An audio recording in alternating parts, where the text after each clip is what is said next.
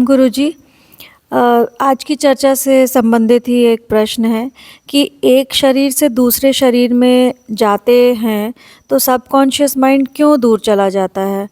और क्या सांसारिक इन्फ्लुएंसेस या नीति, नियम, नैतिकता जो हम बच्चों को सिखाते हैं वे सबकॉन्शियस माइंड के पैटर्न्स को एक-एक करके पास लाते हैं जैसे-जैसे कनेक्शन बनते जाते हैं? हाँ,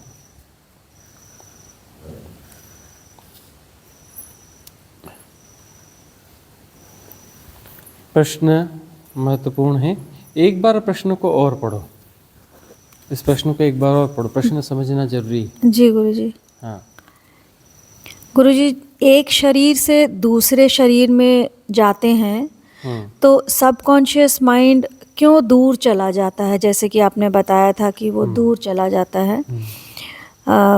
और क्या सांसारिक इन्फ्लुएंसेस या फिर नीति, नियम, नैतिकता जो हम बच्चों को सिखाते हैं जब वे छोटे होते हैं एकदम, तो वे सबकॉन्शियस माइंड के पैटर्न्स को एक-एक करके क्या पास लाना शुरू कर देते हैं जैसे-जैसे फिर वो तादाद में बनाते जाते हैं उनसे? कैसे वो आता है पास? तो पहली बात यह है कि एक शरीर छूट गया, जिसे इस लौकिक भाषा में मरना कहते हैं, मृत्यु कहते हैं लौकिक भाषा के हिसाब से। आध्यात्मिक भाषा के हिसाब से हम कोई मृत्यु वगैरह नहीं है, लेकिन लौकिक भाषा के हिसाब से मरना कहते हैं। एक शरीर छोड़ करके सिर्फ एक शरीर छोड़ा जाता है। कोई कोई दो शरीर छोड़ता है, कोई एक शरीर छोड़ता है, कोई तो सिर्फ फिजिकल बॉडी छोड़ता है। जनरली तो ऐसे ही होते हैं कॉमन मैन। ये वाला शरीर छोड़ा, दूसरे शरीर फिर जो है प्रवेश हो जाता है। तो उसमें जो है जब दूसरा शरीर धारण करते हैं, बच्चे के रूप में फिर से जन्म लेते हैं, तो उस समय इस जन्म के साथ में जो भी हमारे पास मानसिक स्टोरेज है, जो भी अनुभव हैं, धारणाएं हैं, स्मृतियां हैं, तो यह सब जो है मरते समय उसका ब्लूप्रिंट बन जाता है। मरते समय उसका एक ब्लूप्रिंट बन जाता है, एक पिन पॉइंट ब्लूप्रिंट बन जाता है। पिन पॉइंट इतना सूक्ष्म होता है वह कि वह लगता नहीं कि यह फिजिकल है।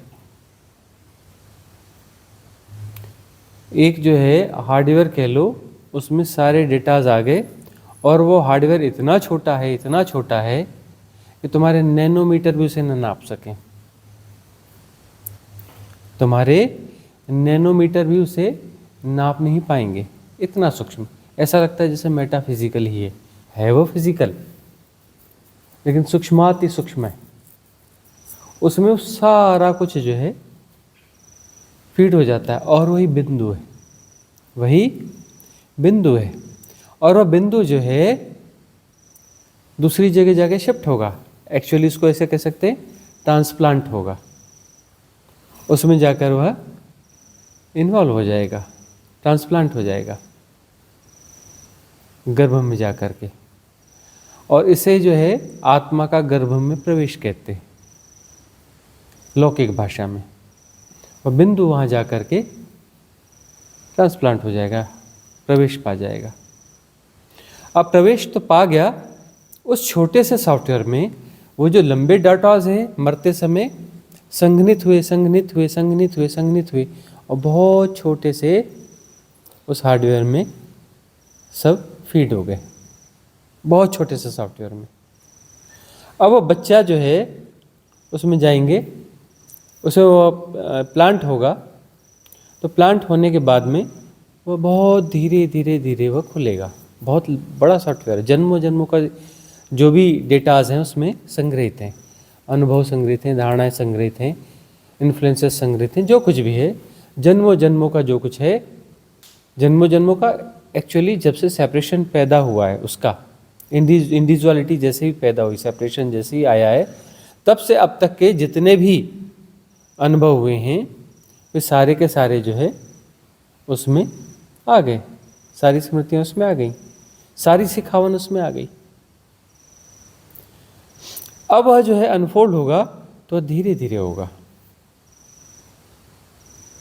और उसको अनफोल्ड करने में कारक जो सहयोगी होंगे वो यही होंगे कि आसपास की परिस्थितियाँ क्या हैं, उस परिस्थितियों से जो भी कुछ उसे अनुभव होगा उससे वो धीरे धीरे अनफोल्ड होगा, और वो वाले डेटास धीरे धीरे निकल के आएंगे, सारे निकल के नहीं आ जाएंगे। नहीं तो मरते समय व्यक्ति कितने स्ट्रेस में होता है, कितनी चिंताओं में रहता है ना। बूढ़ा व्यक्ति अपनी तथाकथित मैच्योरिटी को जी रहा होता है। मैच्योरिटी मतलब एक्सट्रीम पागलपन। और क्या है मैच्योरिटी? लौकिक हिसाब से जो परिभाषाएं चल रही तो देख लो, है ना। जैसे सक्सेस व्यक्ति की परिभाषा है यूरोप में, कोई कहते हैं बड़ा आदमी है, बहुत सक्सेस है, तो दूसरा आदमी क्या पूछता है कि कितने बार स्टंट डला है। बड़ा आदमी है तो स्टंट डला होगा ना उसको 2-3 बार। बीपी कितना हाई रहता है इसका, है? और कौन कौन सी बीमारियां हैं। यदि कोई बोले नहीं इसको कोई बीमारी नहीं है, इसको स्टंट नहीं बोला, है झूठ बोलते हो, क्योंकि बड़ा आदमी होगा। बड़ा आदमी का मतलब इतने पर स्टंट डला होना चाहिए, बीपी इतनी हाई होना चाहिए, यह बीमारी होनी चाहिए, वह बीमारी होनी चाहिए, डायबिटीज़ बहुत हाई होनी चाहिए, तभी तो बड़ा आदमी होगा। तो विश्वास नहीं किया जा सकता।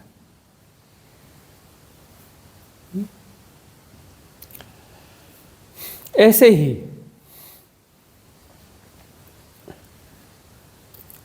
अब यहाँ पर यह समझने की बात है कि वह जो बच्चा पैदा होगा तो वो स्ट्रेस की उस पराकाष्ठा को लेकर पैदा नहीं होगा।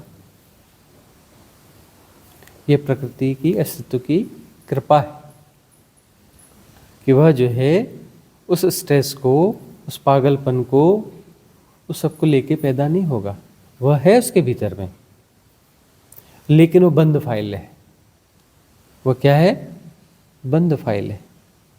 तो ढेर सारी फाइलें हैं, तो फाइलें अभी एक्टिवेट नहीं होगी।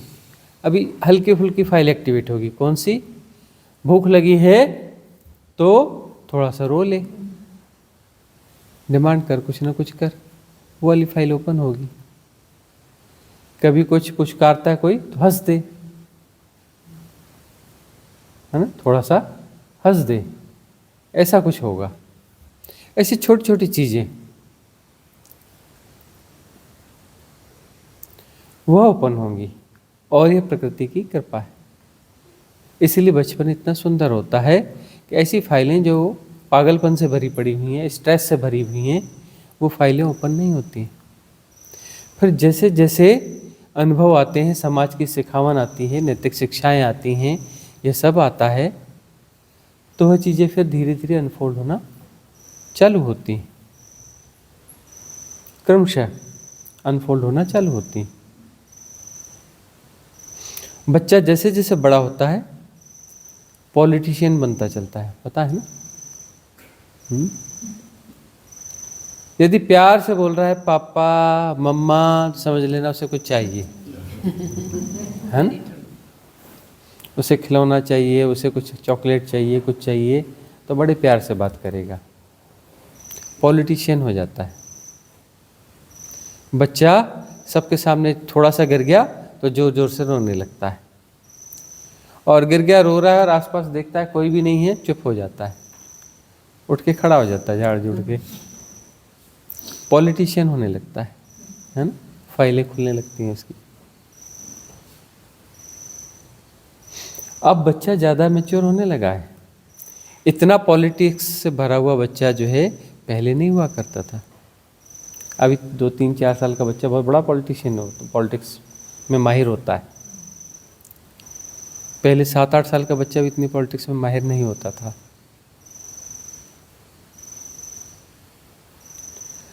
तो अब सिखावन बहुत ज़्यादा हो गई है। सबकॉन्शियस, कलेक्टिव सबकॉन्शियस माइंड भी इतना फास्ट हो चुका है, इतने डेटाज उसमें हो चुके हैं, ये ढंग हो चुके हैं कि उनका प्रभाव उन बच्चों पे ही पड़ने लगा है। छोटा सा बच्चा बोलते आता हो ना आता हो, मोबाइल स्क्रॉल करते आता है। इवन जो है वो पैटर्न बना करके, पैटर्न ड्रॉ करके कैसे मोबाइल खोलना है वो भी उसे आ जाता होगा, बोलना भले ना आता हो। क्या सिलेक्ट करके क्या देखना है वो उसे आ जाता है। तो कलेक्टिव सबकॉन्शियस माइंड में इतनी इंफॉर्मेशंस, इतने डेटा चले गए हैं, मतलब इसका अर्थ है कि मनुष्य सामूहिक रूप से पागल होने की कगार पर है। सब अपने अंदर झांक झांक के देखें, पागलपन बहुत बढ़ चुका है, एबनॉर्मलिटीज बहुत बढ़ चुकी हैं, डिसऑर्डर्स बहुत ज़्यादा हो गए, मेनियाज और फोबियाज बहुत हो गए, सीजोफ्रेनिक हो चुका है मनुष्य, खंडित मनस्कता का शिकार है अतिशय, जैसे पूरी मनुष्यता ही पागल होने के कगार पे खड़ी हो, पूरी मनुष्यता। सहज आदमी ढूंढना मुश्किल है, सहज आदमी ढूंढना मुश्किल है। तो कलेक्टिव कॉन्शियसनेस भी तो काम करेगी ना। और छोटा बच्चा है तो मनुष्य का बच्चा ना, तो मनुष्य की जो कलेक्टिव सबकॉन्शियस है उसी को तो ज्वाइन कर रहा है ना, उसी से तो प्रभावित होगा ना। तो समाज यदि कनिंग है तो बच्चा कनिंग होगा। समाज यदि पूरा मनुष्य सभ्यता स्ट्रेस में जी रही है तो बच्चा स्ट्रेस में जिएगा, है ना। छोटे छोटे बच्चों को बोलना नहीं सीखा है, बीपी है, डायबिटीज़ है, छोटे छोटे बच्चों को है ना, बहुत सारी बीमारियाँ। छोटे छोटे बच्चों को हार्ट का डिजीज़ है, बहुत छोटे बच्चों को, 6-6 महीने के बच्चे हैं, हार्ट डिजीज़ है उनको।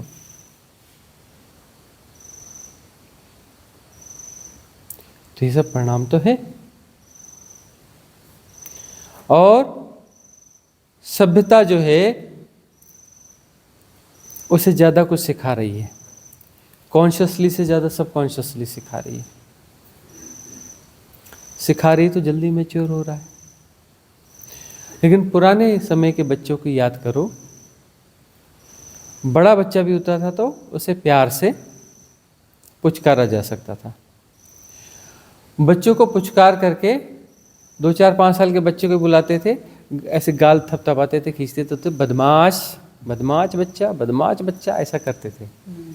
तो बच्चा कैसा होता था, खुश होता था, गले को उसके गालों को ऐसे दबा करके, तो बदमाश बच्चा तो खुश होता था। वह वो भावनाओं को पढ़ पाता था कि प्यार किया जा रहा है। अभी 3 साल के बच्चे बोले बदमाश बच्चा, तो बोले तू बदमाश है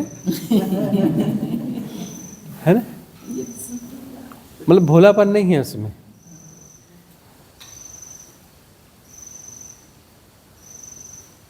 भोलापन नहीं, भावनाओं को नहीं पढ़ पा रहा है, भावनाओं को नहीं पढ़ पा रहा है, छोटा बच्चा नहीं पढ़ पा रहा है।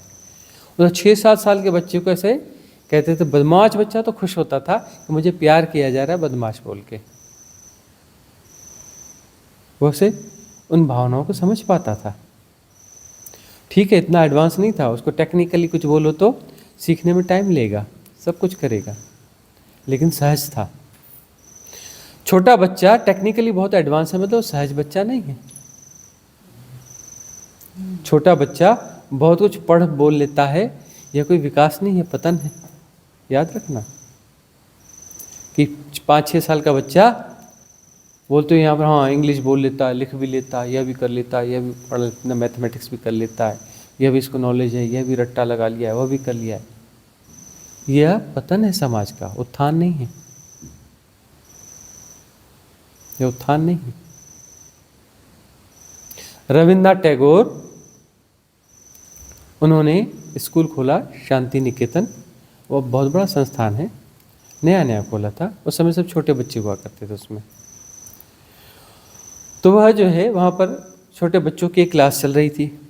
क्लास का अर्थ क्या होता है, रविन्द्रनाथ टैगोर के हिसाब से, कि किसी अच्छे पेड़ के नीचे कुर्सी डाल करके बैठे थे और बच्चे वहाँ बैठे हुए थे, ऐसी ओपन स्काई, प्रकृति के बीच में हरा घास का मैदान, वहाँ उनकी क्लास चल रही है।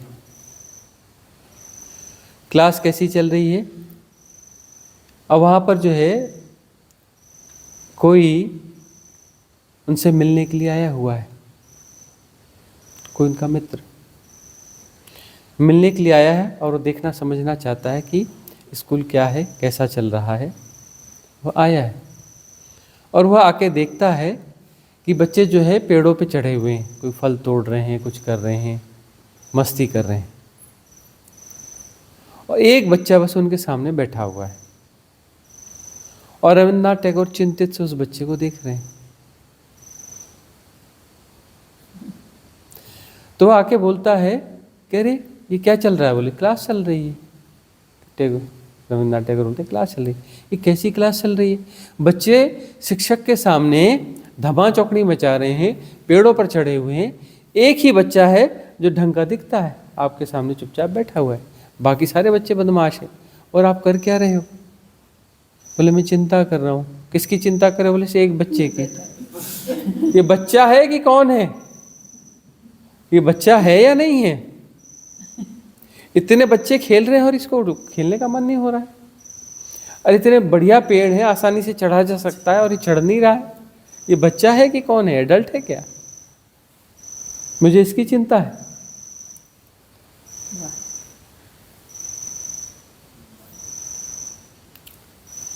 आज हम जहाँ बैठे हैं इसी के आसपास में ही कोई भावनगर है, ज़्यादा दूर ना होगा, इसी इलाके का ही है, भारत के इसी हिस्से में आता है। वहाँ हुए गीजू भाई बाधेका, हाँ, और जो है वह छोटे छोटे बच्चों को हंसते खेलते कुछ कुछ सिखाया करते थे, हल्की फुल्की चीज़ें, भारी चीज़ें सिखाने के बिल्कुल पक्ष में नहीं थे। वह चाहते थे छोटे छोटे बच्चे खेल खेल में कुछ चित्र बनाएं, कुत्ता बिल्ली बनाएं, कुछ चेहरा बना दें, नाक कान बना दें, यह कर दें, है ना, और कुछ अच्छे से बोलना सीखें, हंसना सीखें, यह करें। इस प्रकार की चीज़ें, छोटी मोटी चीज़ें, कोई लंबी चौड़ी चीज़ें नहीं सिखाना चाहते थे, ऐसे सिखाते थे। उन्होंने स्कूल खोले। उनकी शिक्षा कैसी थी? हंसते खेलते कुछ जरूरी चीज़ों को सीखा जाए, जो भी एटिकेट्स हैं, थोड़ी सामान्य समझ की बातें हैं, हंसना खेलना ही सीखें, कुछ चित्र बनाना सीखें, हाथों में थोड़ा साधापन आए, कोई खिलौना बनाना सीख जाए मिट्टी का, कोई आकार बनाना सीख जाए, कुछ गीत गा लें, थोड़ा सा नृत्य कर लें। इस प्रकार की शिक्षा दिया करते थे। लेकिन अंग्रेजों ने, लॉर्ड मैकाले ने हमें एक शिक्षा पद्धति दे दी और भारतीय जनमानस ने उसे स्वीकार कर लिया। गीजूभाई वाधेका को स्वीकार नहीं किया। जो एक प्लान तरीके से यहाँ की सहजता को नष्ट करने वाली चीज़ थोपी गई, उसको स्वीकार कर लिया और ऐसे तरीके से स्वीकार किया कि जैसे कोई बड़ी चीज़ गिफ्ट की जा रही हो, बहुत बड़ी बीमारी गिफ्ट की गई, उसे स्वीकार कर लिया। और वही अंग्रेज जो है गीजूभाई वाधेका, क्योंकि ग्रंथमाला है, 7 किताबें हैं, उसको जो है ट्रांसलेट करवा कर ले गए और उनका नाम कहीं आने नहीं दिया। उस शिक्षा पद्धति को पूरे इंग्लैंड में, धीरे धीरे यूरोप में और बाद में अमेरिका में, पूरी दुनिया में लगभग विकसित देशों में वो चीज़ लागू हो गई। भारत में आज तक लागू नहीं हो पाई है। 1800 कुछ में पैदा हुए थे गीजूभाई वाधेका। रविन्द्रनाथ टैगोर 1800 कुछ में पैदा हुए थे, भारत के ही। इनकी चीज़ें भारत में लागू नहीं हो पाई।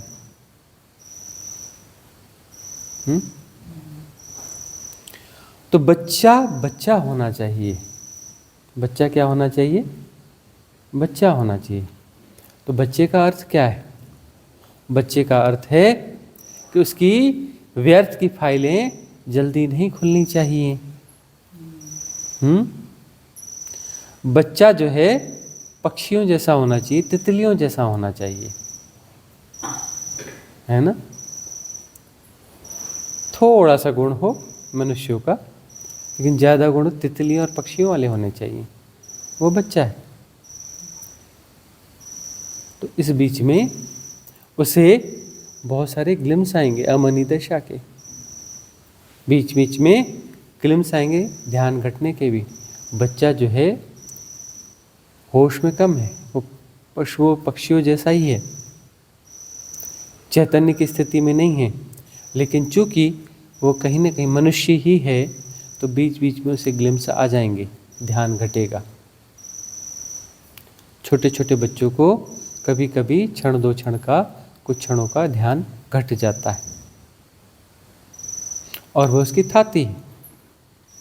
उस आधार पर जब वह संसार में फंसेगा और संसार से उबेगा, तब उसे वो याद आएंगे भीतर कहीं ना कहीं कुछ ना कुछ, कि कोई और भी स्थिति परिस्थिति होती है जहां पर आनंद होता है। वह जब दुनिया में सुखों को ढूंढेगा और सुख पा पाकर उब जाएगा, पता चलेगा कि सुख सुख नहीं है, दुख के होने का एक ढंग है। दुख जो है थोड़ा कलेवर करके, थोड़ा मेकअप करके चला आता है और सुख की तरह भासता है।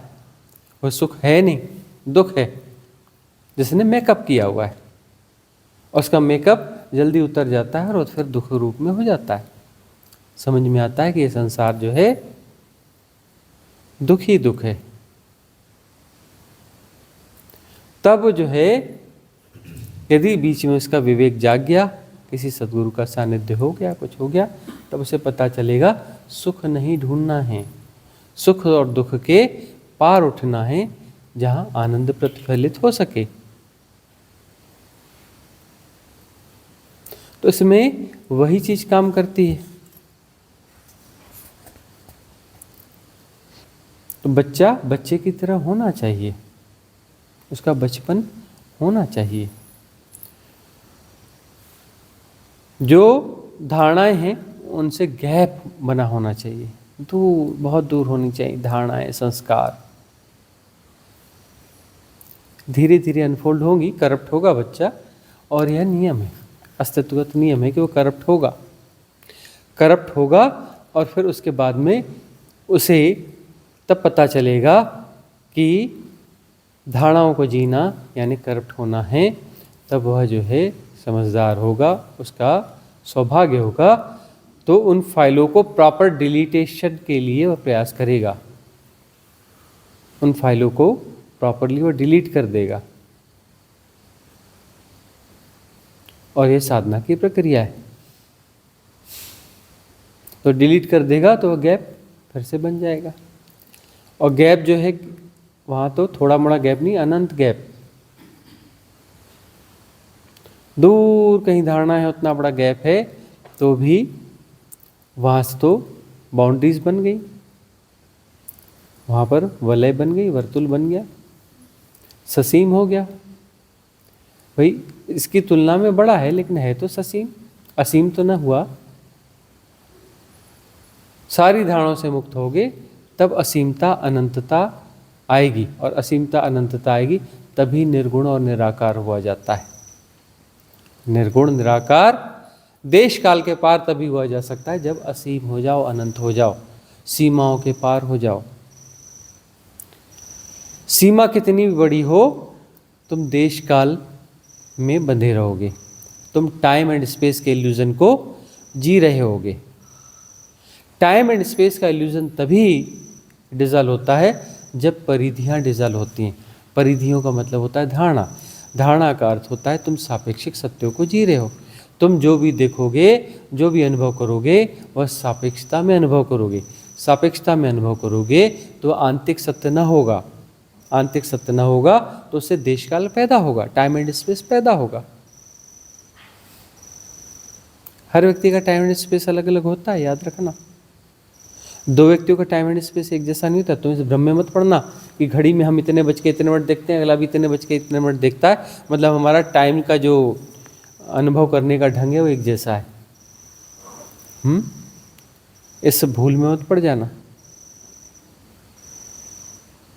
एक व्यक्ति कहता है कि दिन कैसे बीत गया मुझे पता ही नहीं चला।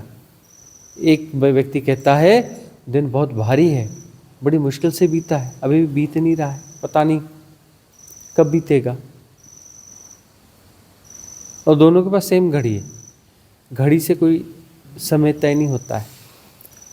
टाइम जो है तुम्हारे जीने का ढंग है, तुम कैसे फंसे हुए हो, तुम अपनी फंसावटों को कैसे डील करते हो, उसके आधार पर समय का बोध होता है।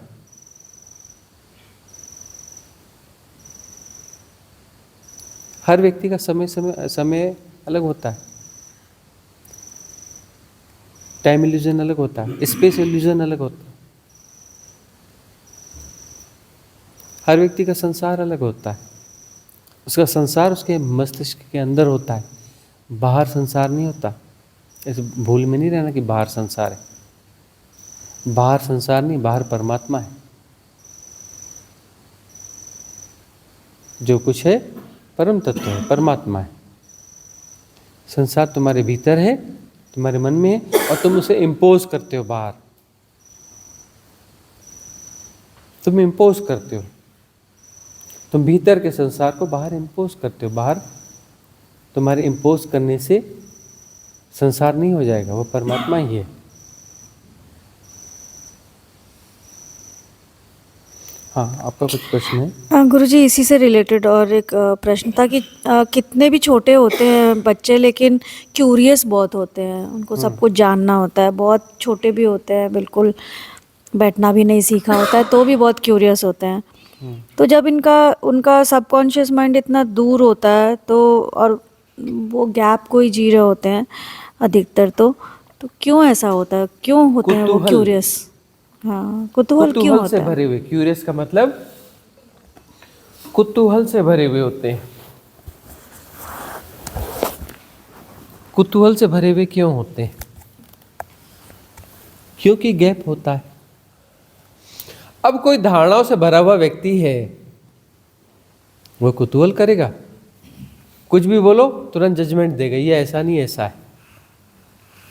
उसे हर चीज का पता है, उल्टा सीधा कुछ भी पता है, और उसकी नजर में वो सत्य है। वो अपनी धारणाओं को, अपने अनुभवों को, अपनी स्मृतियों को सत्य मानता है, जस्टिफाइड है उसके लिए। तो उसे कुतूहल क्यों पैदा होगा? अरे ये क्या है, अरे क्या है। बड़े आदमी से पूछो, यार वो देखेगा, बोलेगा अरे ये फलाना है, अरे ये ठिकाना है, अरे ये ऐसा है, अरे ये वैसा है। कुछ भी देखेगा तो उस पर जजमेंट देगा। और बच्चा कुछ भी देखेगा तो पूछेगा अरे ये क्या है, ऐसा क्यों है।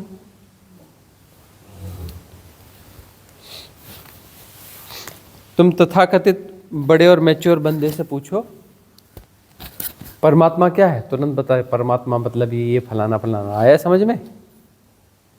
धर्म क्या है, बता देगा धर्म का ऐसा ऐसा मतलब होता है। आया समझ में? किसी से पूछो, परमात्मा के बारे में तुरंत बता देगा। दोनों जो है साथ में बैठ के रात का खाना खाते हैं, परमात्मा और वो, है ना। सिगरेट साथ में बैठ के पीते हैं, तम्बाकू मलते हैं तो एक दूसरे को शेयर कर लेते हैं। खाएगा क्या? पूर्व जन्म में तो उनको ये सब तो ये एक्सेस नहीं होता, वो जो फाइल बन थी वो एक्सेस नहीं होती जब ये कुतूहल से ये सब कुतूहल से पहले सॉल्व हुआ है ना, इतनी आसानी से वो एक्सेस नहीं होती फाइल। ये ऐसा ढंग है, यह कृपा है कह लो अस्तित्व की, कि इतनी जल्दी फाइल एक्सेस नहीं होती। ऐसे एक्सेस होने लगे बड़ी मुश्किल होती है। कुछ ऐसे बच्चे होते रहते हैं जिन्हें पूर्व जन्म की स्मृतियाँ होती हैं, है ना। उन बच्चों से जाके मिल के देखना, उनकी सारी फाइलें एक्सेस होती हैं, है ना। एक्सेसिबिलिटी उनकी सारी होती है। अब जो है उस बच्चे से कोई दूसरा बच्चा आके बोले चल खेलने, चुप कर, काम कर जाके, अभी खेलने के दिन है ये, खेलने का समय है। वह जबकि बच्चे के शरीर में, और डांटना उसको कैसे, दादी नानी की तरह, और उसे खेलना नहीं है, चुपचाप उदास होके बैठे रहना है। जैसे उदास होके वो पहले मरी थी ना, एक लड़की थी ऐसी, जैसे पिछले जन्म में से उदास और भारी रहती थी, मरी थी, वैसी उदास बैठी रहती थी, भारी भारी, छोटी सी बच्ची, दुनिया भर की चिंताएं। बच्चों को छोड़ो, बड़ों को भी अपना वो ज्ञान पिलाती थी, ऐसा नहीं, ऐसा करो, ऐसा करना चाहिए।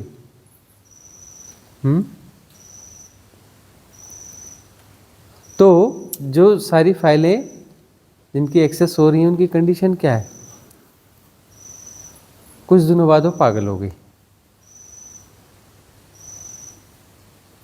जो भी 7, 8, 9 साल तक की उम्र तक वो चला उसका, उसके बाद वो पागल हो गई। यही होगा ना। तो प्रकृति कितनी, अस्तित्व कितना कृपालु, खींचता है उसको लंबा और धीरे धीरे ओपन होने देता, ताकि पागल ना हो जाए, दिमाग की नसें फट ना जाए, है ना।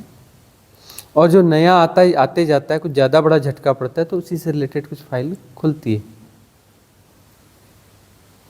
सारी फाइलें पूरी भी नहीं खुलती हैं, पूरी खुल जाए तो पागल हो जाओगे। जन्मों जन्मों की हैं, एक जन्म की नहीं है, पिछले जन्म की नहीं है। जाति स्मरण की विधियां होती हैं, जिसमें पूर्व जन्म का स्मरण किया जाता है। यदि एकाध जन्म उतर आए और साधक हो तो ठीक है, झेल लोगे, एक आध हफ्ते में सब सेटल हो जाएगा, कंफ्यूज होना कम हो जाओगे। नहीं तो कुछ इधर इस जन्म की बात करोगे, कुछ उस जन्म की बात करोगे, और सब मिक्स कर बैठोगे। किसी से ऐसे डील करोगे जैसे पिछले जन्म, अरे नहीं नहीं इस जन्म वाला है, इसे ऐसे नहीं, ऐसे डील करना है। तब भी थोड़ा ना थोड़ा दिक्कत होगी। और बाय द वे 5, 10 जन्म 20 जन्म एक साथ उतर गए हैं, तब महीनों लगते हैं सेटल होने में, वो सब महीनों लगते हैं। और यदि पूरी स्मृति आ गई, मुश्किल काम है, बड़ा भारी जीवन रहेगा, और कभी भी पगला सकते हो, कभी भी दिमाग का संतुलन जा सकता है। तो बड़ी कृपा है अस्तित्व की और प्रकृति की, कि पिछले जन्मों की स्मृतियां नहीं आती। अब पिछले जन्मों की स्मृतियां आ गई तो क्या एनलाइटेंड हो गया? पागल होगा। एनलाइटेंड कहाँ होगा, पागल हो जाएगा। एनलाइटनमेंट अलग चीज है। यह जो ज्ञान है, जन्मों जन्मों का ज्ञान हो जाने से कोई मुक्ति नहीं होती, मोक्ष नहीं होता। भेज दो उनको।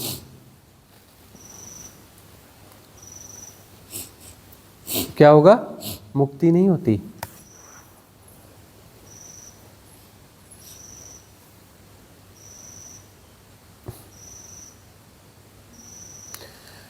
टू मच इंफॉर्मेशन से मुक्ति फलित नहीं होती है।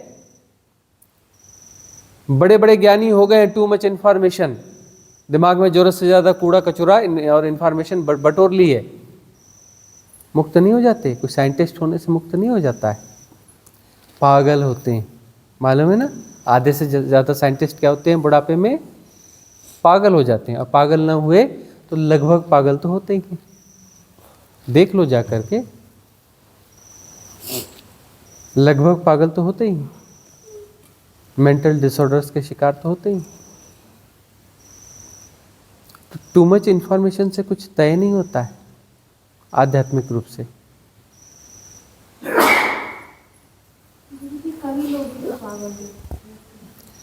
कवि? कौन से कवि की बात कर रही हो? तुकबंदों की? तुकबंद पागल होंगे। जो कवि वास्तविक कवि है, जो कवि वास्तविक कवि है, वो पागल नहीं होता। जो वास्तविक कवि, जिस पे कविताएं उतरती हैं, वह तो ऋषि तुल्य होता है। वह जो है ऋषि तुल्य होता है।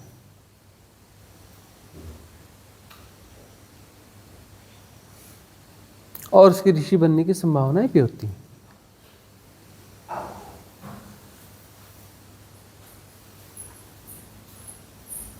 इन दोनों को आपस में जोड़ के नहीं देखना चाहिए। तुकबंदों की बात हो सकती है।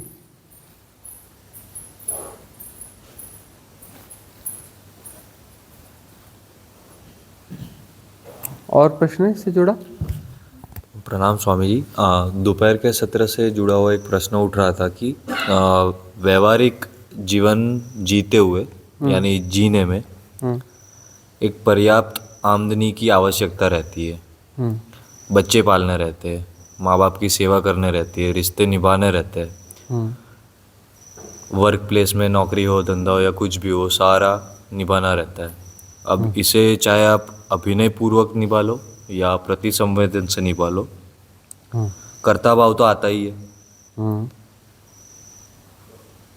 तो इस मैं को कैसे डिसॉल्व करे, सेपरेशन को कैसे डिसॉल्व करे, इस मैं के सेपरेशन को कैसे डिसॉल्व करे? यदि इतनी ज़्यादा जिम्मेदारियां बनाई हैं और जिम्मेदारियों को ढो रहे हो, है ना, पहली बात तो स्ट्रेस खुद जो है पैदा कर रहे हो, लायबिलिटीज़ खुद क्रिएट कर रहे हो। शादी ब्याह करके शादी ब्याह कर रहे हो मतलब समझदारी की कमी है, हाँ? है ना, लायबिलिटीज़ क्रिएट कर रहे हो तो दूसरा थोड़े ना भोगेगा, खुद ही भोगना पड़ेगा, है ना। अब जो है माँ इधर का स्ट्रेस लेना पड़ेगा, उधर का स्ट्रेस लेना पड़ेगा, सब करना पड़ेगा। तो वहीं पे लेसन्स हैं, वही लेसन्स हैं, उनको भोगो। उन परिस्थितियों से जो स्ट्रेस पैदा होगा, जो पागलपन पैदा होगा, जो सब होगा, तो उसी से तो व्यर्थता का बोध आएगा, है ना। उससे ही तो पता चलेगा जितना मेरा मेरा मेरा मेरा मेरा किया कि मेरा परिवार, मेरा ये, मेरे बच्चे, मेरा फलाना, और सब बच्चे भी पैदा करते हो लाइन से। उसके बाद में तो लाइन से कोई बच्चे पैदा कर रहा है तो उसका अर्थ क्या हुआ? समझदारी की कमी होगी। लाइन से बच्चे पैदा कर रहे हो तो उसकी जिम्मेदारियां तो निभानी पड़ेंगी ना। तो ये सब तो खुद की पैदा की हुई समस्याएं हैं। समस्याएं खुद पैदा करेंगे और अपना समाधान कहीं और से पूछेंगे। समस्याएं खुद पैदा करनी है, समाधान दूसरों से पूछने। अब ये समस्याएं जो है, समस्याओं को सब जीना है, होश से जीना है, और समस्या के भीतर समाधान छुपा होता है, ठीक है ना। समस्या को यदि होश पूर्वक जीते रहोगे तो पता चलेगा कि गड़बड़ तो कर ली है, गड़बड़ तो हो गई है, तो अब इसे रो के निभाओ चाहे हंस के निभाओ, तो हंस के निभा लो। वैसे क्या है, फिर हंस के निभा लो, और हंस के निभाते हुए देखो, समझो कि उसमें कहाँ तुम और व्यर्थ चीज़ें कर रहे हो। अब तुम बच्चों के कंधों पर रख के बंदूकें क्यों चला रहे हो, और बच्चों के कंधों पर बैठ कर के क्यों सवारी करना चाहते हो?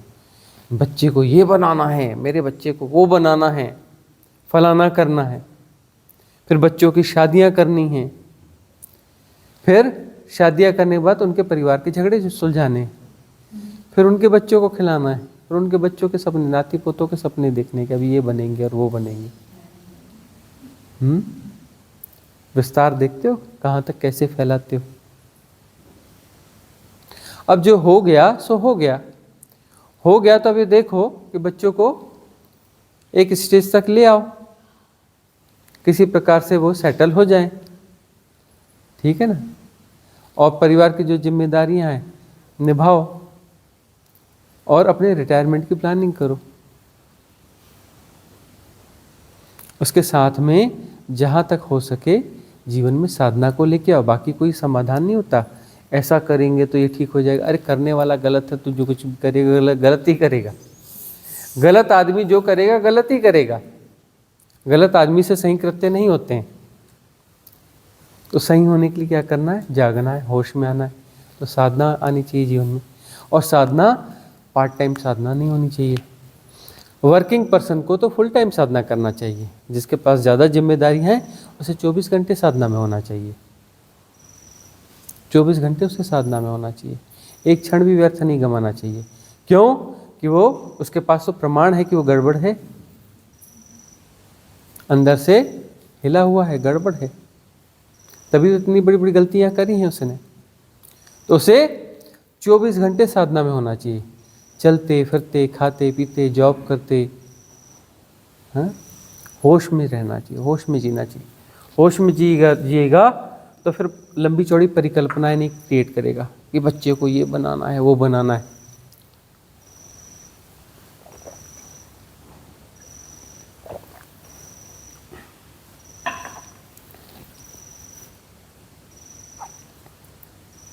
चौबीस घंटे साधना की जरूरत है। पहली बात तो ये, अपनी ब्रीथ का ख्याल रखो, श्वास आ रही है जा रही है। जैसे ही स्ट्रेस पैदा हो, एक्सेल, अचानक एक्सेल, अचानक एक्सेल विदाउट एनी प्रिपरेशन। जहाँ पर हो वहीं से एक्सेल, उसके लिए प्रिपरेशन नहीं करना कि पहले इनहेल करोगे फिर जाके एक्सेल करोगे। मेंटल हैकिंग टूटेगी। क्यों? क्योंकि तुम इतनी ज़्यादा विपरीत परिस्थितियों में जी रहे हो तो बार बार तुम हैकिंग के शिकार होगे। भय आएगा, ये आएगा, प्लानिंग्स आएंगी, सबकॉन्शियस माइंड के पैटर्न्स होंगे, वो पैटर्न्स हैक कर रहे होंगे, वो पैटर्न्स हैक कर रहे होंगे। सहज सामान्य जीवन बड़ा मुश्किल होगा, बड़ा मुश्किल होगा।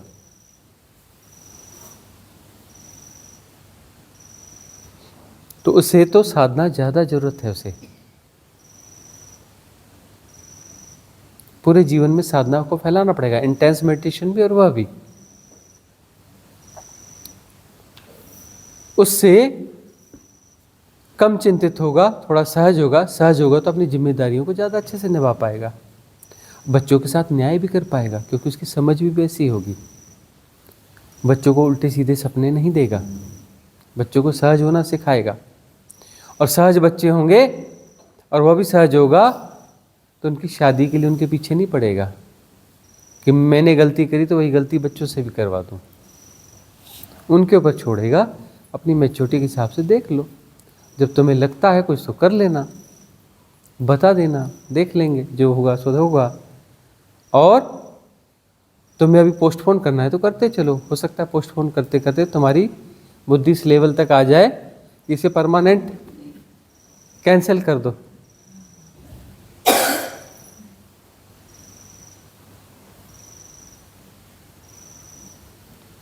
परिवार नाम की संस्था जो है, सारे रिसर्चों में पाया गया है कि फेलुअर है, लेकिन इसका कोई ऑप्शन मिलता नहीं है।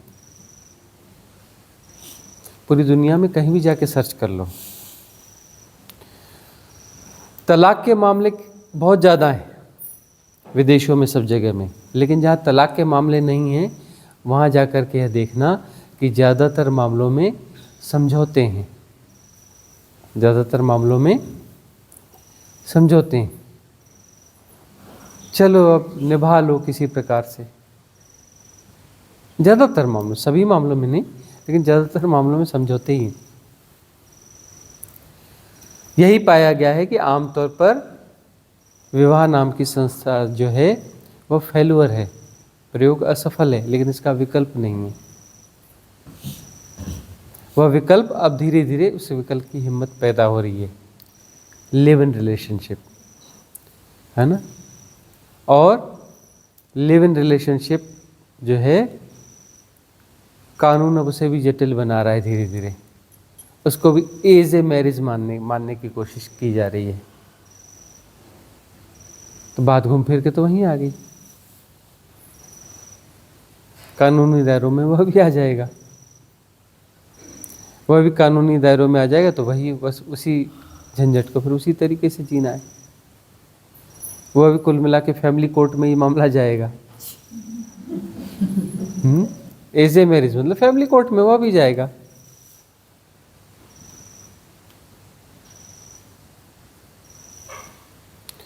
तो अब जो इतनी सारी जिम्मेदारियां हैं परिवार की, बच्चों की, नौकरी की, नौकरी इतनी हाय तो वाली नौकरी की क्या जरूरत है? क्योंकि परिवार कर लिया है, बच्चे कर लिए, और बच्चों को इतनी बड़ी एजुकेशन देनी है। कई लोगों को देखते हैं कि उनकी आमदनी उतनी अच्छी नहीं है और बड़े बड़े स्कूलों में पढ़ाते हैं।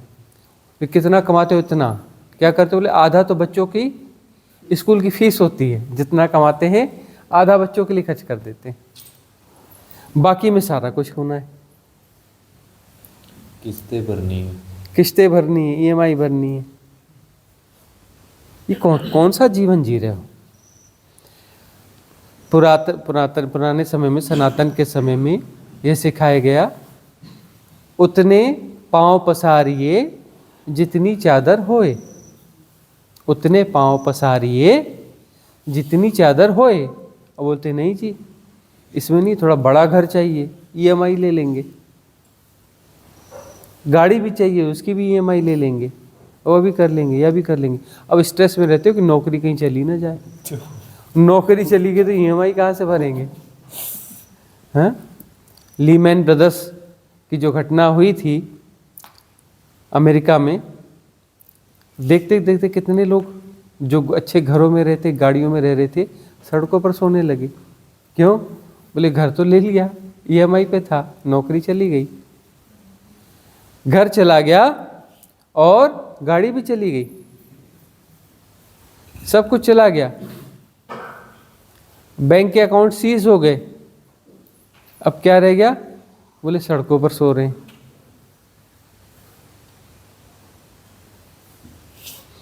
ये कोई उधार में जीवन जीना कोई स्वस्थ तरीका है? उधार ले लेके जीवन जीना।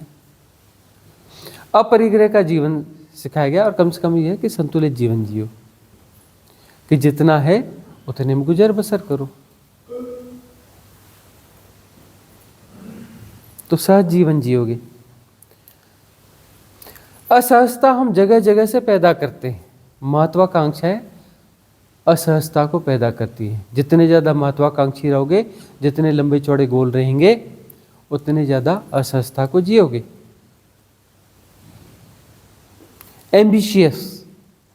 एम्बिशियस होना जो है, अपने आप को स्ट्रेच करना है। अपने आप को स्ट्रेच करके जियोगे तो जीवन कोई स्वस्थ जीवन है। एम्बिशियस है, दिखावे का जीवन करना, पड़ोसी ऐसा तो मैं उसको ये करके दिखाऊंगा, ये कोई स्वस्थ जीवन है? स्वस्थ मानसिकता है। और जिस समाज और सभ्यता में तुम रहते हो और तुम्हें इस प्रकार से इन्फ्लुएंस कर रही है, तो स्वस्थ सभ्यता समाज नहीं है। तुम उसको क्यों फॉलो करते हो ब्लाइंडली?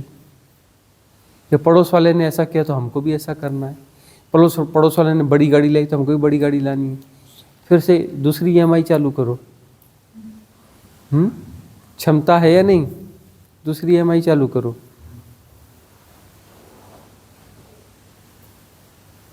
सहज जीवन होना चाहिए ना, स्ट्रेस फ्री होना चाहिए। ठीक है, बड़ी नहीं, छोटी गाड़ी है, पुरानी गाड़ी है, पुरानी गाड़ी से काम चला लेंगे। बड़ा घर नहीं, छोटे घर में काम चला लेंगे।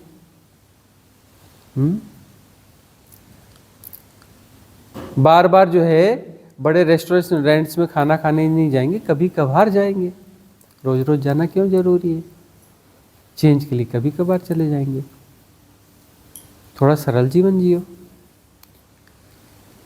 है तुम्हारे पास ज़्यादा तो वैसा जी लो, लेकिन नहीं है तो उस अनुसार जियो। प्रतिस्पर्धा में क्यों पड़ते हो?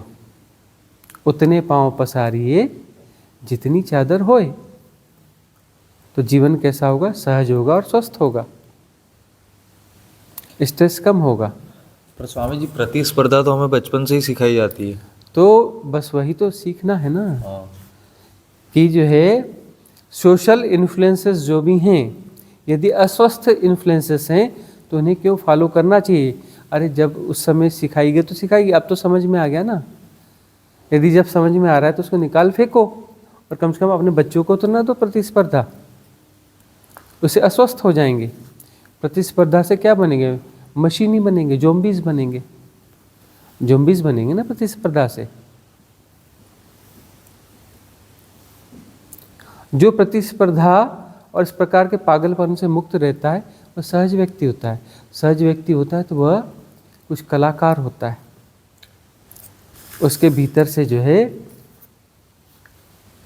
जो अस्तित्वगत रूप से कुछ डाला गया है वह खिलता है, वह चित्रकार बनेगा, कवि बनेगा, कुछ अलग सा व्यक्ति बनेगा और आनंदित होगा। और हो सकता है कि अच्छी संस्था में जी रहा हो तो नामी गिरामी व्यक्ति बन जाएगा। हो सकता है तुम्हारे से थर्ड डिवीजन में पास हो रहा हो, सेकंड डिवीजन में पास हो रहा हो, कोई रैंक ना आती हो उसकी। बहुत सारे ऐसे लोग हैं जो पढ़ने लिखने में एवरेज रहे, साधारण स्कूलों में पढ़े, लेकिन जो है वो किसी बिजनेस फील्ड में आ गए, छोटा मोटा काम चालू किया, बहुत बड़े लेवल पे ले गए हैं, बहुत आगे चले गए वह। और जो बहुत इंटेलिजेंट हैं वो बन गए क्या, नौकर, सरकारी नौकर बन गए या प्राइवेट नौकर बन गए, बड़े पैकेज वाले नौकर बन गए, लेकिन बने क्या, नौकर, मालिक नहीं बने, क्या बने, नौकर बने। तो गुरुजी, अगर कोई पिछले जन्म में बड़ी कार और बड़े घर का सपना लेके ही मरा हो तो अगले जन्म में उसको तो छोटी कार से उसकी इच्छा की पूर्ति नहीं होगी। अगर हम पैटर्न्स के हिसाब से देखें तो उसको तो पूर्ति होगी नहीं। तो फिर और उसको अगर वो साधना नहीं करता तो उसको डिजॉल्व करना भी नहीं आता, फिर उसको तो वो तो उसका चलता रहेगा, ये क्रम चलता रहेगा, तो फिर गोल गोल चक्कर ईएमआई चलता रहेगा। ईएमआई लेके पूरी कर ले। उसके बाद अब ये तो कागज के टुकड़े तो सांसारिक चीजें हैं ना, फंसेगा तो और कुछ पैटर्न भी और कुछ भी निर्जरा हो जाएगी, इच्छा की भी पूर्ति हो तो जाएगी। यह जो है, यदि वो फंस रहा है इन चक्करों में, उलझ रहा है, फंस रहा है, मतलब लेसन की जरूरत है। अभी उसे सहजता नहीं आई है, अभी असहजता उसे आकर्षित कर रही है, मतलब जो जैसा है उससे वो तृप्त नहीं है, जैसा उसे तृप्त नहीं है, उसे अस्तित्व पर भरोसा और श्रद्धा नहीं है, वह अस्तित्व के खिलाफ कुछ हाथ पैर मार रहा है, अस्तित्व जो दे रहा है उससे वो तृप्त नहीं हो रहा है। उससे यदि वो तृप्त हो जाए तो वहीं उसका मार्ग निकल जाएगा। कबीरदास और रैदास, गोरा कुम्हार अपनी उस स्थिति परिस्थिति में, उस भूमिका में मर्ज थे, सहजता से स्वीकार था, उन्हें अपनी कोई गरीबी से शिकायत नहीं थी और वहाँ पर आनंदित थे और गीत गाते रहते थे। देखो ना, रैदास के भजन कितने प्यारे हैं, प्रभु जी तुम चंदन हम पानी, कितने प्यारे उसके उनके भजन हैं, गीत हैं। कबीरदास जी के दोहे देखो कितने प्यारे हैं, कबीरदास जी के दोहे। मीरा के गीत देखो कितने प्यारे हैं। तो ये सब अपनी गरीबी में मस्त थे। मीरा ने वो छोड़ दिया राजपाट, सारा कुछ, राज परिवार, और गरीबी में जी, बहुत गरीबी में जीवा, भिक्षाटन करके जी, भिखारी बन के जी। लेकिन देखो उनके जीवन में रस कितना है। रस जो है कहाँ से आता है, स्वीकार से रस आता है। जीवन में रस कहाँ से आता है, जहाँ तुम स्वीकार से जीते हो, श्रद्धा से जीते हो।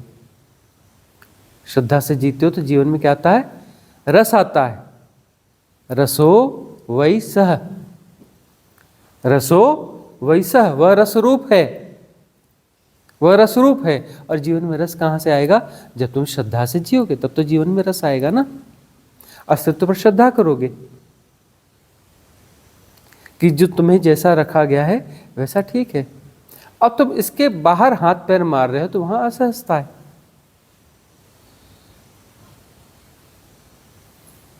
अस्तित्व चाहता है कि तुम एक साधारण व्यवस्थाओं में रहो, तो साधारण व्यवस्था में रह आओ, वहां तुम्हारा फूल खिलेगा, है ना।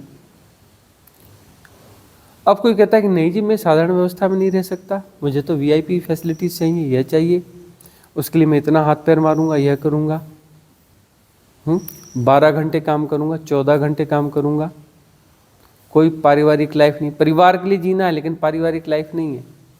बच्चों के लिए जीना है लेकिन घर में जब आता है तो बच्चे सोए हुए रहते हैं, और जब सुबह निकलता है तो बच्चे उस समय भी सोए रहते हैं।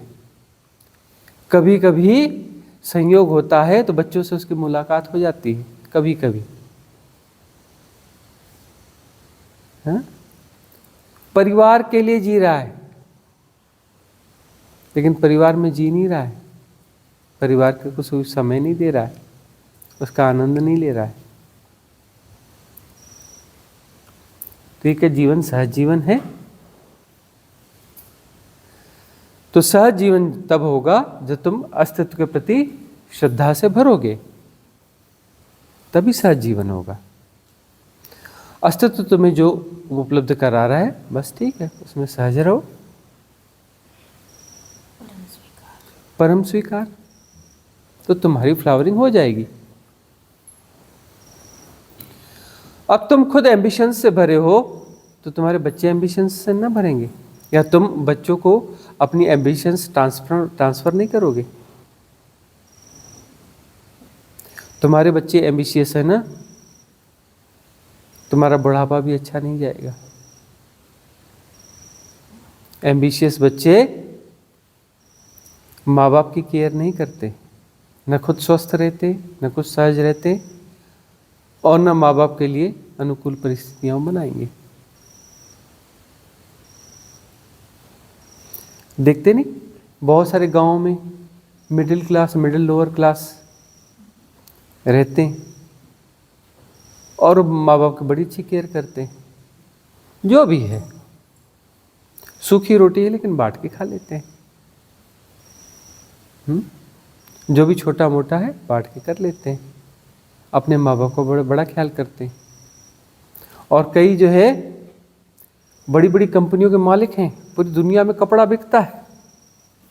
हाँ, उनकी शूटिंग शर्टिंग पूरी दुनिया में बिकती है, और इतने प्यारे बाप को घर से निकाल दिया उसने, बंदे ने। पूरी दुनिया में शेयर मार्केट में लिस्टेड बड़ी कंपनी। उस प्यार में उस बाप ने अपने सारे शेयर्स जो है उसके नाम कर दिए, और उसने घर से निकाल दिया उसको।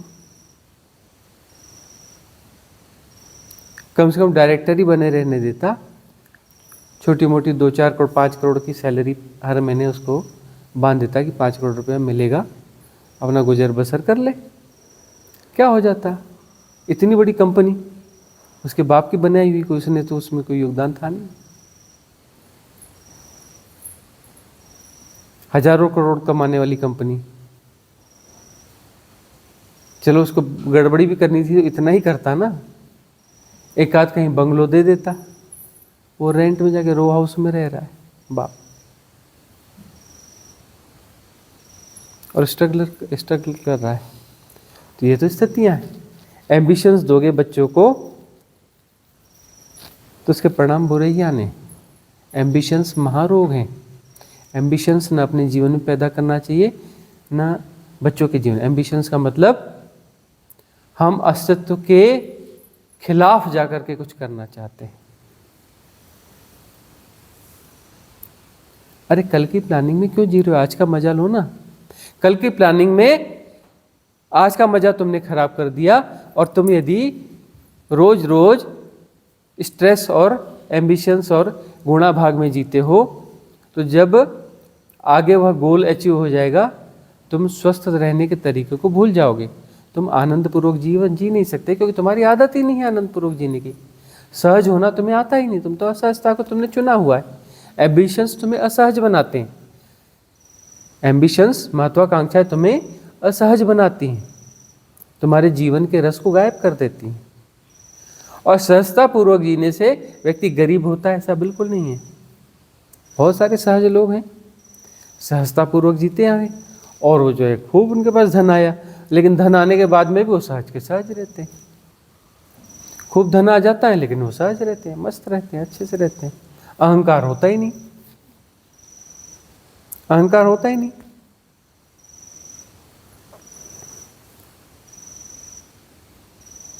जमशेद जी टाटा हुए, फिर उनके गोद पुत्र ही हुए रतन टाटा हुए। हाँ, दिखा इनके जीवन में कभी अहंकार? कभी अहंकार नहीं आया इनके जीवन में। और वो बढ़िया मज़े से जीते थे, अपना काम करते थे, सबका ख्याल रखते थे, एम्बिशियस नहीं थे, लेकिन इनका कारोबार बढ़ते चला जाता था। कोई एम्बिशियस तरीके से इन्होंने जीवन नहीं जिया, सहजता से जिया। व्यापार था, व्यापार करते थे, सहजता से करते थे, किसी एम्बिशंस के हिसाब से नहीं करते थे। व्यापार बढ़ता चला गया अलग बात है। ज़्यादा व्यापार बढ़ गया तो उन्होंने टाटा फाउंडेशन खोल दी, बोले इधर दान करो, इधर करो, ये काम करो, वो काम करो, बांटो।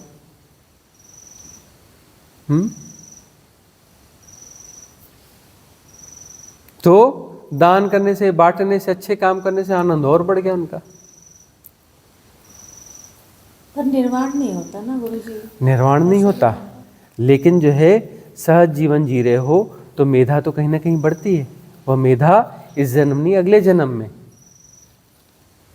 इसी जन्म में क्यों नहीं फिर इनका निर्वाण हो जाता? इस जन्म में इसलिए नहीं हुआ कि अभी उनकी टॉप प्रायोरिटी में साधना ही नहीं और किसी सदगुरु का सानिध्य उन्हें मिला नहीं। उतनी पात्रता उनकी अर्जित नहीं हो भाई, उतना कोई पुण्य नहीं था। तो गुरुजी कबीर दास और इन सब लोगों को सदगुरु मिले थे? ये तो देखो सुपात्र थे यह। तो रतन टाटा सुपात्र नहीं? ना, इसमें फर्क है, फर्क है। क्या फर्क गुरुजी? इनमें फर्क है। उनके पिछले जन्मों की साधना ही बहुत बड़ी थी। अब जो है उन्होंने तो एक जो है उस समय के संत हैं, उनको अपना गुरुवर लिया कबीरदास जी ने, उनको गुरुवर लिया उन्होंने। उन्हें दीक्षा दी नहीं गई, उन्होंने दीक्षा ले ली। एकलव्य जैसा मामला है ना। क्या नाम था उनका?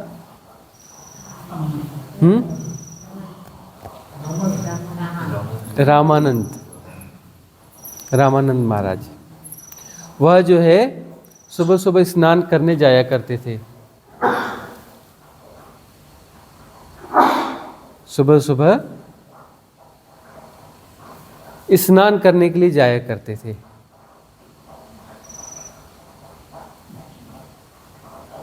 तो जिस घाट पर स्नान करने जाया करते थे, अंधेरे में जाया करते थे। वो रास्ते में लेट गए, आते जाते मतलब स्नान करके आ रहे थे और उनका पैर टकरा गया कबीरदास जी से, है ना। और उन्होंने उन्हें प्रणाम किया, प्रणाम किया, बोले कि बस मेरी दीक्षा हो गई, मैं आपका शिष्य हो गया। क्योंकि वो अछूत माने जाते थे कबीरदास जी, और अछूतों को समय दीक्षा दी नहीं जाती थी। वह विकार पैदा हो चुका था समाज में। बहुत पहले की बात नहीं है ना, 500 कुछ साल पहले की बात है ना। गुरु नानक देव, संत रैदास, गोरक्षनाथ, ये सब समकालीन है ना। और सब आपस में मित्र भी रहे, ये सब आपस में मित्र भी रहे, तो ये सब समकालीन रहे।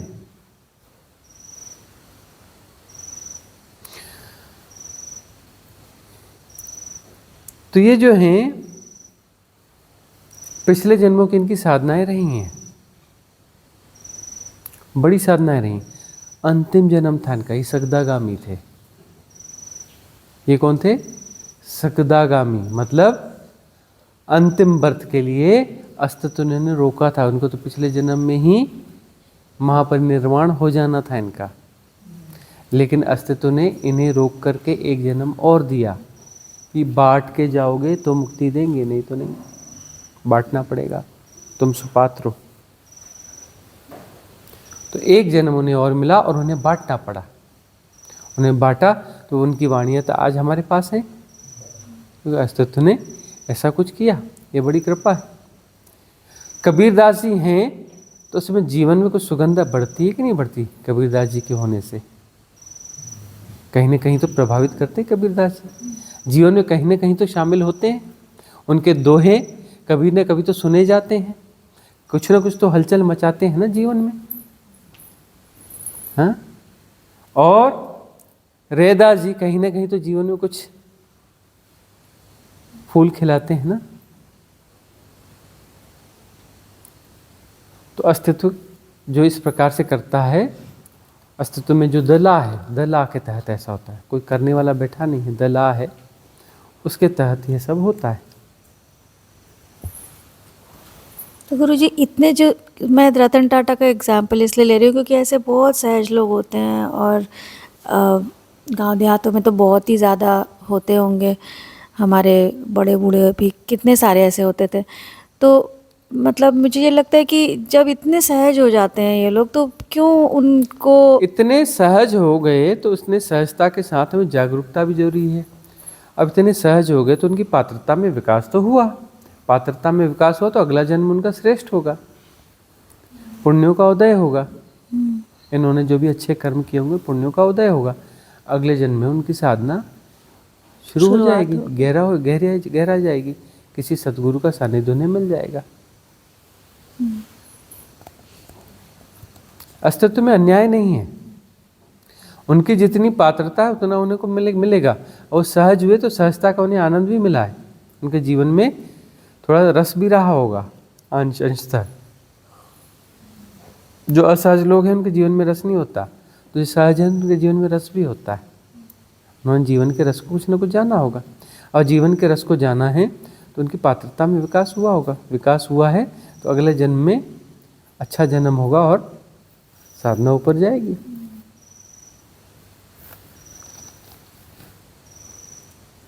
मेरा एक क्वेश्चन है कि वेस्टर्न कंट्रीज़ के जो लोग होते हैं उनमें इतनी समझ कहाँ से आती है कि जो आप ये बातें करते हो कि शादी की और बच्चों की और ईएमआई भरनी है, ये सब चीज़ें, वहाँ तो ये सब चीज़ें कॉमन ही है।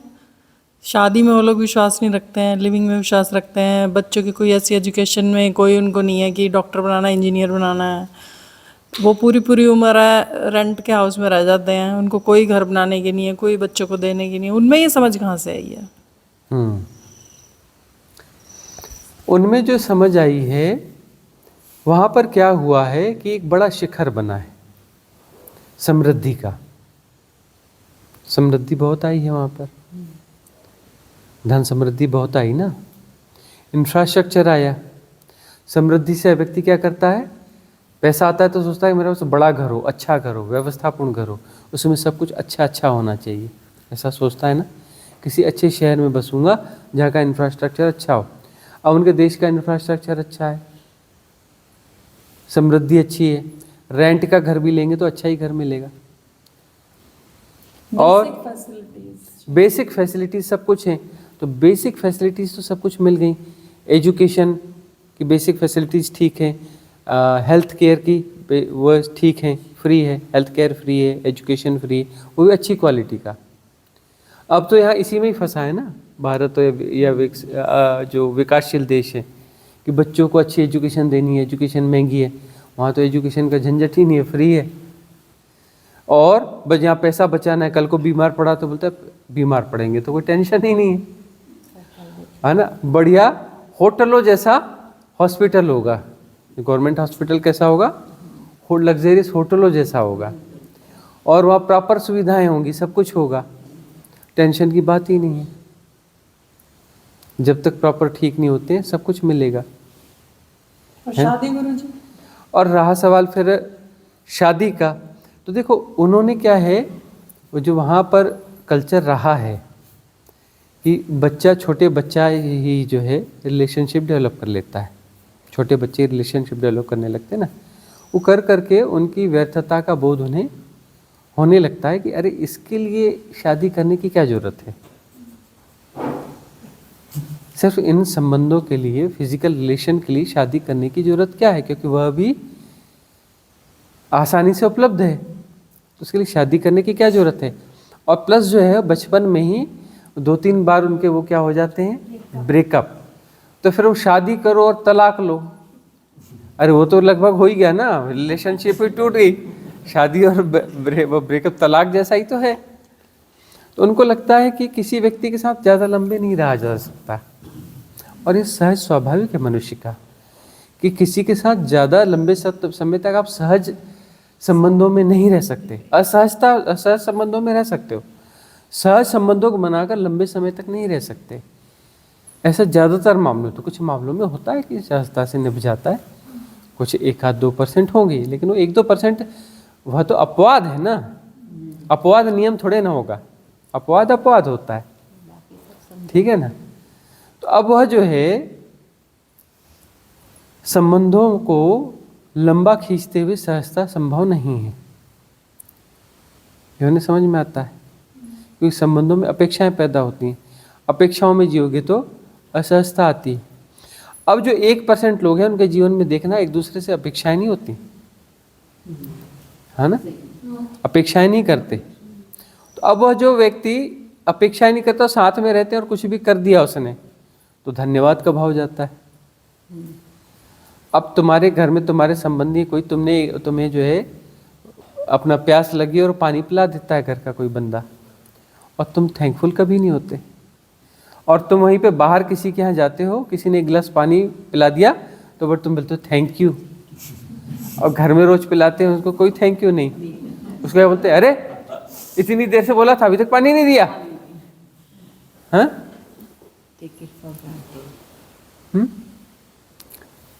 धन्यवाद का भाव होता नहीं। तो संबंध जो है ना, संबंधों में अपेक्षाएं शामिल हो जाती हैं, अपेक्षाएं शामिल होती हैं तो अस्वस्थ हो जाता है संबंध।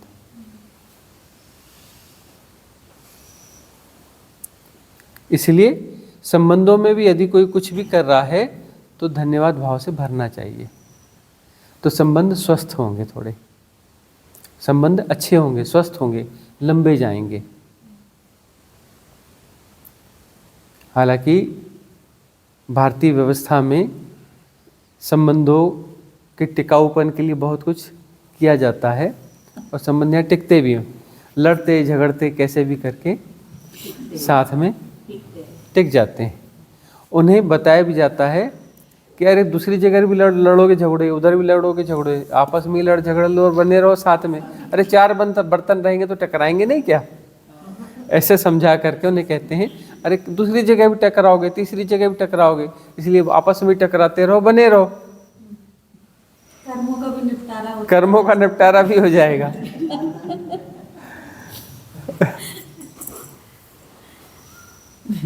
रोज ही थोड़े सुलझा लेते हैं, रोज निपटा लिए थोड़े।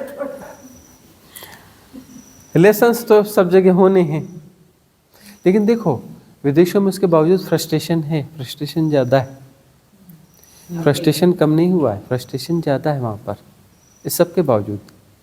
अब वो फ्रस्ट्रेशन उनके पास है, मतलब वैराग्य बोध है, लेकिन वैराग्य बोध के बाद में उनके जीवन में साधना की समझ थोड़ी कम है। हालांकि अब होने लगी, भारत आने लगे हैं वो लोग, गुरुओं से जुड़ने लगे हैं, या फिर उन देशनाओं को कहीं भी सुनने लगे हैं आजकल, गूगल के माध्यम से, यूट्यूब के माध्यम से, इस माध्यम से, उस माध्यम से सुनने समझने लगे हैं, है ना, जीवन में साधना का प्रवेश हो रहा है।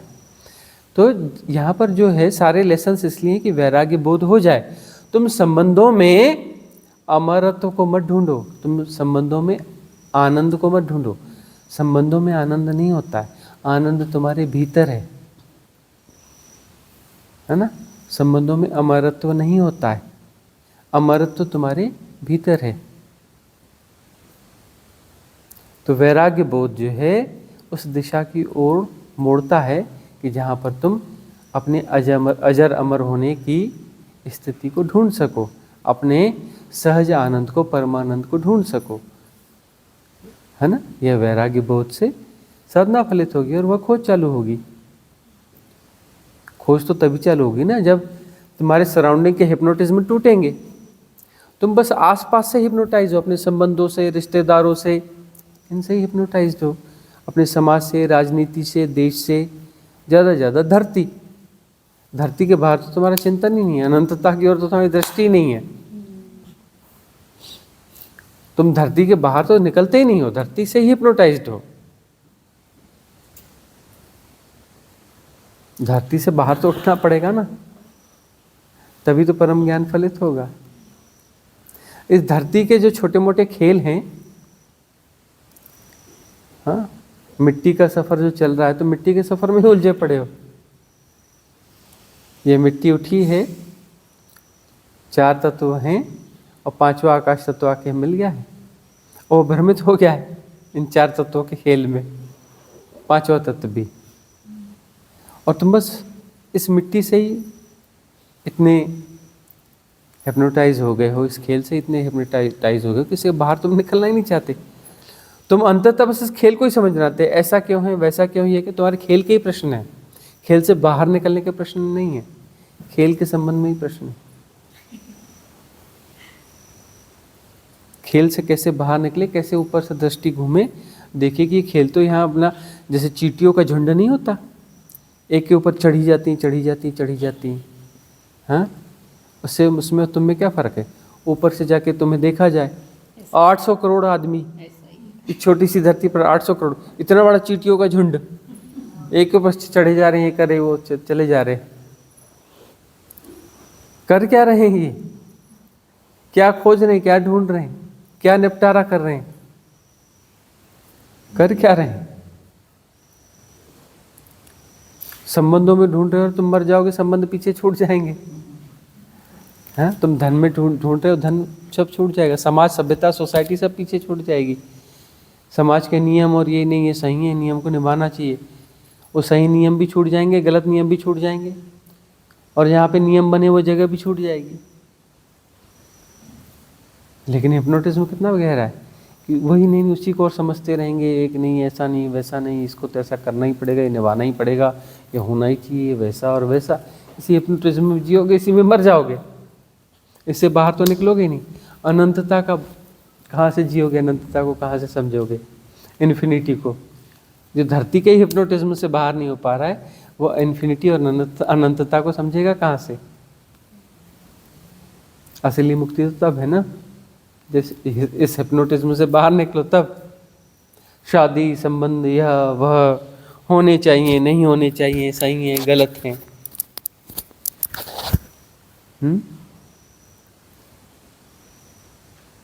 धरती का हिप्नोटिज्म तुम्हें कितना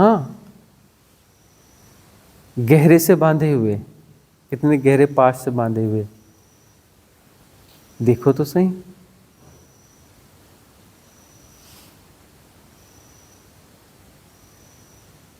सारा चिंतन तुम्हारा बस इसी गोल दायरे में घूमता रहता है, इस मिट्टी के पुतले से और इस मिट्टी से और इस धरती से और धरती के खेल खिलौनों से। खेल खिलौनों में ही उलझे रहोगे तो उस अनंतता को समझोगे कब और कैसे।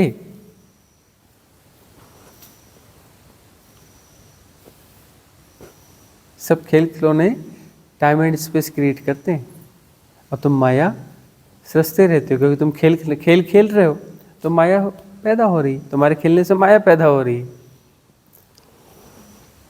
भ्रम पैदा हो रहे हैं। तुम इस खेल से बाहर हो जाओ तो समझ जागे, राइट विजडम जागे, तब तुम्हें अनंतता, असीमता कुछ दिखे, इस धरती से बाहर का आगे का कुछ दिखे। मुझे आपके पास रहते हैं सब चीज़ें समझ में आती हैं ना, जब बाहर जाते हैं दोबारा घर वापस जाएंगे ना फिर से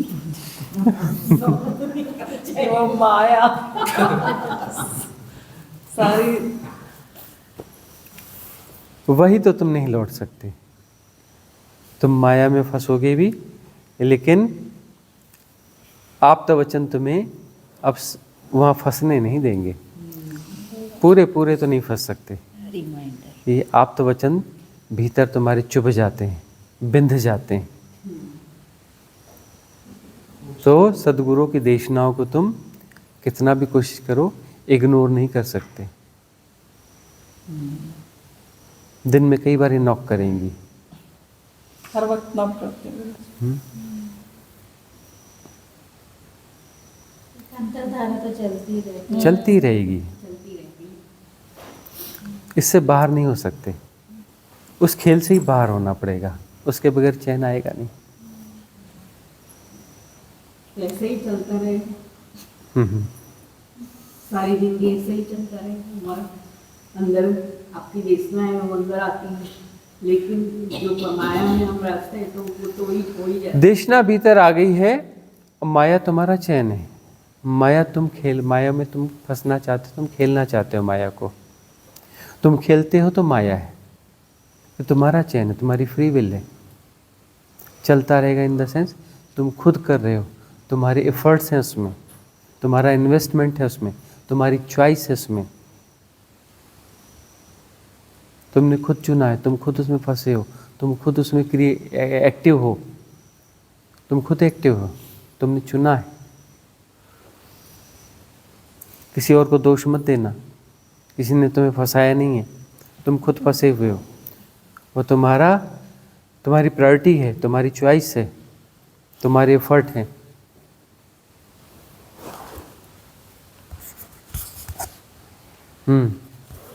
हाँ गुरुजी, जब हम किसी की इमोशन को फील करते हैं तो उसे संवेदनशीलता कहते हैं, राइट? तो इमोशन मतलब जब कोई इंसान कुछ चीज़ फील कर रहे है तो वो फीलिंग्स तो अच्छा बुरा वो डुअलिटी में बेस्ड है, तो वो भी तो माइंड से आता है। तो क्या संवेदनशीलता कहीं ना कहीं isn't a mind trap?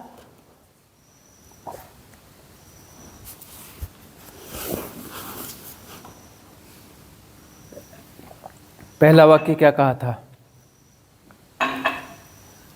जब हम किसी की इमोशन को फील कर रहे हैं, मतलब कोई अगर दुखी है, मतलब कुछ स्टोरी बता रहे हैं, तो हम उस चीज़ को अपने अंदर फील कर रहे हैं। संवेदनशीलता का इतना छोटा अर्थ नहीं हो सकता, ठीक है ना? संवेदनशीलता को इतना छोटा दायरा नहीं हो सकता। संवेदनशीलता का अर्थ यह होता है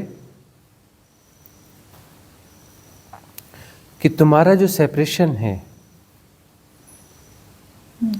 वह बाहर जो कुछ भी घट रहा है उस सब से प्रभावित होता है, सबसे प्रभावित होता है। ठंडी हवा का झोंका आया तो उससे भी प्रभावित होता है, पक्षी ने गीत गाया तो उससे प्रभावित होता है, किसी का सुख दुख होता है उससे भी प्रभावित होता है, कोई विचार होते हैं उससे प्रभावित होता है ना? तुम्हारा सेपरेशन हर चीज से प्रभावित होता है, रे संवेदनशीलता है, ठीक है ना? तो तुम्हारा जो सेपरेशन है, मतलब जो वलय हैं, उन वलयों पर जो भी प्रभाव होता है वो प्रभाव तुम्हारे केंद्र तक आता है भीतर। तुम सेपरेशन को जी रहे हो, मतलब तुम कोई बिंदु हो और कोई वलय है। उन वलयों से जो भी चीज टकराएगी तुम्हारे बिंदु तक वह समाचार आएगा, मैसेज आएगा, क्योंकि बिंदु ने उन वलयों को संभाला हुआ है, इंटरकनेक्टेड है, ठीक है ना? ऊर्जाओं का एक संजाल है, एक घेरा है, उसके तार आपस में गुथे हुए हैं, ठीक है ना? अब ये जो संवेदनशीलता है यदि सहज होती, संवेदनशीलता यदि सहज होती तो तुम्हारी वलय का विस्तार होगा। पक्षी गीत गाता है, तुम्हारी वलय में टकराता है और तुम उसे जो है जैसा का तैसा सुन रहे हो। तो पक्षी का गीत गाना सहज है, मतलब आनंद का उद्रेक है, आनंद झरा है और वह तुमसे टकराएगा, तुम संवेदनशील हो तो आनंद तुम्हारे भीतर फैलेगा, मतलब तुम फैलोगे, फैलना आनंद है। तुम्हारी वलय जो है फैलेगी, विस्तार पाएगी। सुबह तुम घूमने निकलते हो, बड़ा अच्छा लगता है ना? प्रातः काल सूर्योदय हो रहा है, पक्षी गीत गा रहे हैं, पूर्वा बह रही है, मंद समीर बह रही है, आनंदित होते हो, मतलब तुम फैल रहे हो, संवेदनशील हो, तुम्हारी वलय से सारी चीजें टकरा रही हैं जो कायनात का विस्तार है वो तुमसे टकरा रहा है और तुम सहज स्वीकार की भावदशा में हो। तो कायनात तुम्हें फैलने का मौका दे रही है। तुम आहा कहते ही फैलने लगते हो। तुम वहाँ पे निर्णय नहीं दे रहे हो, उसके साथ मर्ज होने लगते हो। ठीक है ना? किसी के दुख में तुम दुखी हो रहे हो, तुम उसके दुख के साथ मर्ज हो रहे हो। तुम अपना संकोचन क्रिएट कर रहे हो। तुम दूसरे के सुख में सुखी हो रहे हो, तुम अपना संकोचन क्रिएट कर रहे हो। सुख और दुख सब संकोचन है। और प्रकृति की जो सहज घटना है, तुम उनके साथ जुड़ते हो तो फैलते हो। सुबह और शाम सैर करने जाते हो, अस्तित्व के साथ जुड़ते हो, स्टार गेजिंग करते हो, तारों को देखते हो, तुम फैलने लगते हो। बड़े सहज हल्के हो जाते हो, निर्विचार निर्भर हो जाते हो, है ना? तुम बच्चों के साथ खेलते हो, तुम फैलने लगते हो, हंसने बोलने लगते हो। छोटे बच्चों के साथ, पशुओं के साथ तुम फैलने लगते हो। तुम किसी जटिल मनुष्य के साथ रहते हो तो तुम संकुचित होने लगते हो। किसी सरल व्यक्ति के साथ तुम मिलते हो, फैलने लगते हो। तो संवेदनशीलता का अर्थ होता है फैलने और सिकुड़ने की घटना। तुम्हारी वलय है, तुम्हारी वलय जिन प्रभावों से फैलती और सिकुड़ती है वह संवेदनशीलता है। चुनना तुम्हें, तुम किसे चुनते हो? फैलने को चुन रहे हो कि सिकुड़ने को चुन रहे हो? तुम्हारे ऊपर निर्भर करता है। पर कैसे मेरे ऊपर निर्भर करता है गुरुजी? सब कुछ तुम अपने भीतर झांक के अच्छे से देखो, अपने होश को जगाओ, अपने को झकझोरो।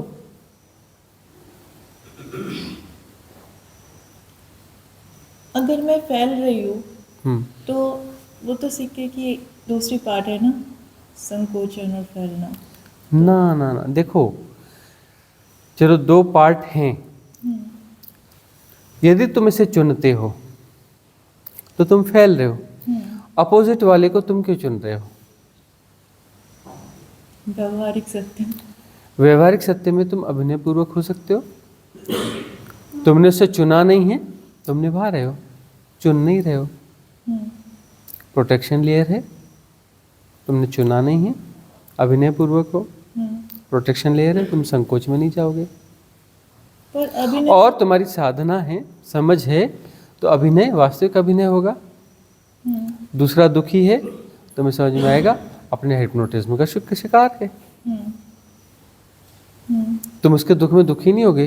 तुम कहोगे अरे मेरा फलाना मर गया। अरे तेरा कहाँ था? तेरा ही शरीर तेरा नहीं है, वो तेरा कहाँ से हो गया बेवकूफ?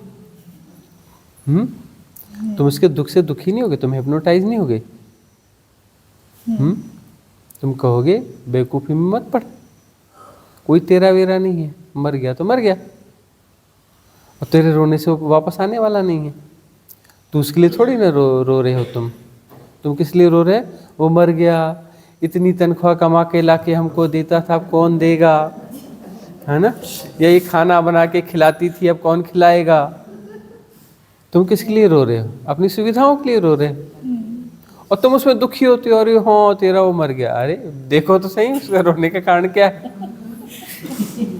इंटेलिजेंस से देखो तो तुम्हें दुख नहीं होगा।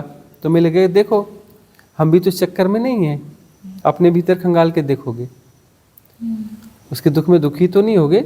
जाग कर देखोगे कि पागलपन हमारे भीतर तो नहीं है, हैं? और अभिनय पूर्वक नहीं हो रहा है तो? अभिनय पूर्वक नहीं हो रहा है तो समझ पूर्वक, कोई समझ की बात करी ना, समझ से देखो। कोई रो रहा है, दुखी हो रहा है, उसके दुख को देखो अच्छे से। दुख किस बात का दुख है? अब बॉस, अगर ऐसे कोई बॉस हो तो वो दुख शेयर कर रहे हैं, मतलब बॉस में कोई भी मतलब अपना दुख शेयर कर रहे हैं, तो इन दैट केस मैं देखूंगी, कुछ बोलूंगी नहीं तो इनसेंसिटिव हो जाएगा। तब वहाँ जो बोलना है वह तो अभिनय पूर्वक ही होगा ना। वो तो बोलना मतलब जबरदस्ती बोलना है, वो तो अभिनय पूर्वक सहज होता ही है। वो तो निभा रहे हो ना। समझते हैं। जैसे किसी मरने की खबर आती, रेस्ट इन पीस, अपने आप ही rest in peace, WhatsApp rest in rest, हाँ तुरंत मैसेज जाता है रेस्ट इन पीस। अंदर से कुछ होता है नहीं, रेस्ट इन पीस। पर ये तो लोग, और यदि अंदर से कुछ हो रहा है तो जाके देख लेना, तुम्हें अपने मरने का डर पैदा हो गया। पर ये लोगों को, दूसरे सामने वाले को तो समझ में आता होगा। अरे आए ना आए उससे क्या हो रहा है। यदि तुम किसी के मरने से दुखी हो रहे हो तो देख लेना तुम्हें अपने मरने का भय है।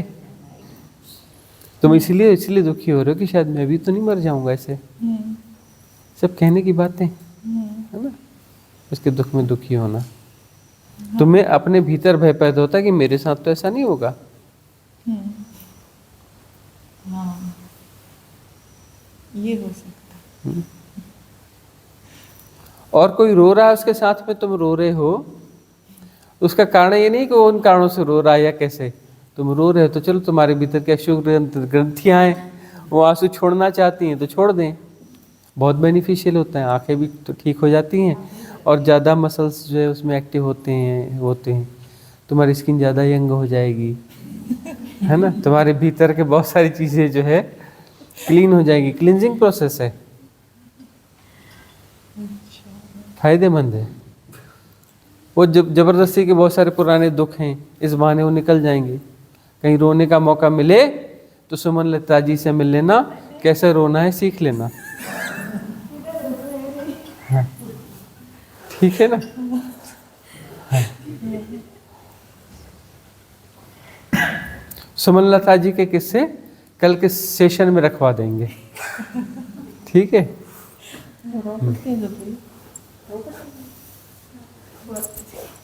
ठीक है, आज की सभा यहाँ समाप्त करें।